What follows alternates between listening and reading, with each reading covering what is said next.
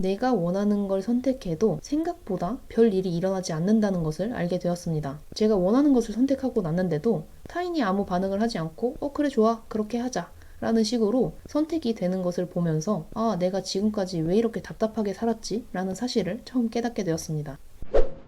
착한 아이 컴플렉스. 타인으로부터 착한 사람이라는 반응을 얻기 위해 내면의 욕구나 소망을 억압하고 착한 사람으로 보이는 말과 행동을 반복하는 심리 상태라고 합니다. 오늘은 착한 아이 컴플렉스에 대한 이야기와 착한 아이 컴플렉스에서 벗어나기 위해 어떠한 것을 할 수 있는지 그 이야기를 한번 해보도록 하겠습니다. 30살쯤에 해외에서 한 1년 정도 워킹 홀리데이를 한 적이 있었습니다. 그때 외국인 친구들이 자신이 원하는 것을 마음대로 선택하는 것을 보면서 나는 왜 저렇게 선택을 하지 못할까? 나는 왜 이렇게 다른 사람이 하자고 하는 것을 좋다고만 말을 할까라는 생각을 하게 되었습니다.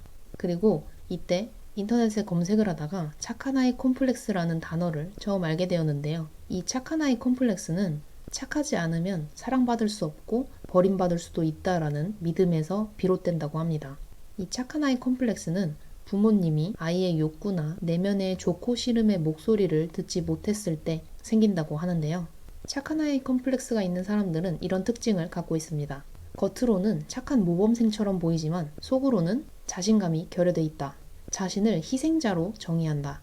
타인에게 어떠한 행동을 지적할 때 이러한 말들이 타인을 위한 것이라고 강조한다.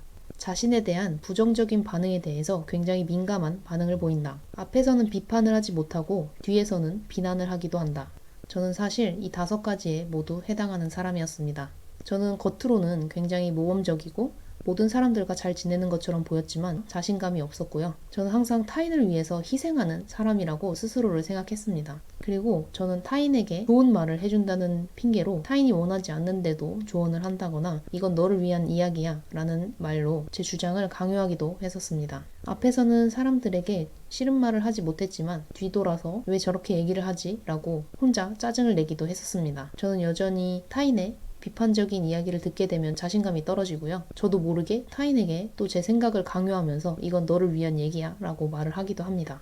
하지만 제가 착한 아이 컴플렉스를 갖고 있지 않을까라는 의심을 처음 한 이후로 지금은 훨씬 더 자유로운 삶을 살고 있는데요. 저는 스스로 감정이 불안정해지거나 제 내면에 어떠한 분노, 짜증이 생기게 되면 이야기를 할 수 있게 됐고요.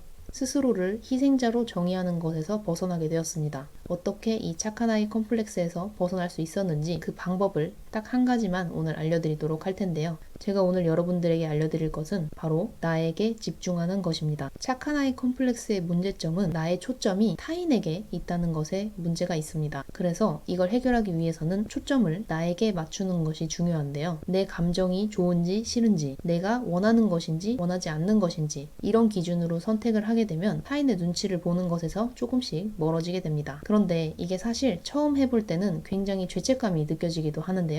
그럴 때마다 내가 먼저다 라는 생각을 머릿속으로 계속해서 해주어야 됩니다. 나를 먼저 챙기는 건 나에게도 그리고 타인에게도 서로 이로운 방향이라는 생각을 가지셔야 합니다. 제가 처음에 타인에게 배려를 하는 삶을 살다가 나를 먼저 챙기자라는 생각으로 살기 시작했을 때 저는 굉장한 죄책감을 느끼기도 했습니다. 이렇게 내가 원하는 걸 말을 해도 될까? 이렇게 내가 싫다고 해서 이걸 안 해도 되는 걸까? 하지만 제가 이 착한 아이 컴플렉스를 벗어나서 제가 원하는 것을 선택하기 시작하면서 자신의 의견을 명확히 말하는 사람들끼리 대화했을 때 굉장히 즐겁게 대화가 이어진다는 것을 처음 깨닫게 되었습니다. 서로가 싫어하는 것, 그리고 좋아하는 것을 솔직하게 이야기하기 때문에 서로 상처 줄 일이 없고 싫어하는 것은 하지 않고 좋아하는 것은 함께 하면서 서로 좋은 관계를 갖게 되는 것이죠. 제가 나를 먼저 생각하고 내가 원하는 것을 선택하게 되면서 깨달은 3가지가 있는데요. 첫 번째는 내가 원하는 방향으로도 선택이 되는 것을 보면서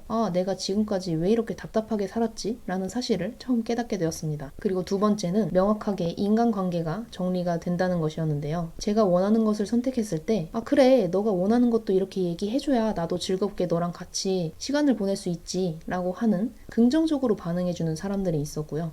내가 원하는 것을 선택했을 때 난 이게 좋은데 왜 넌 자꾸 싫다고 해? 하면서 제 의견을 하나도 받아들이지 않는 사람도 있다는 것을 깨닫게 되었습니다. 그러면서 이 사람은 나를 위해줄 수 있는 사람이구나, 혹은 이 사람은 자기의 주장만 중요한 사람이구나, 이런 것을 명확히 구분하게 되고, 그럼으로써 인간관계가 정리된다는 것을 깨닫게 되었습니다. 그리고 마지막으로는 내 삶에 여유가 생긴다는 것인데요. 내가 원하는 것을 선택하게 되고, 내가 좋아하는 것, 내가 싫어하는 것, 감정들을 솔직하게 이야기하기 시작하니까 제 삶에 여유가 생겼습니다. 그 전에는 내가 원하는 것을 선택하지 못하면서도 스스로 자책하고 내 마음대로 움직이지 않는 타인에게 혼자서 분노하고 짜증을 내곤 했었는데요.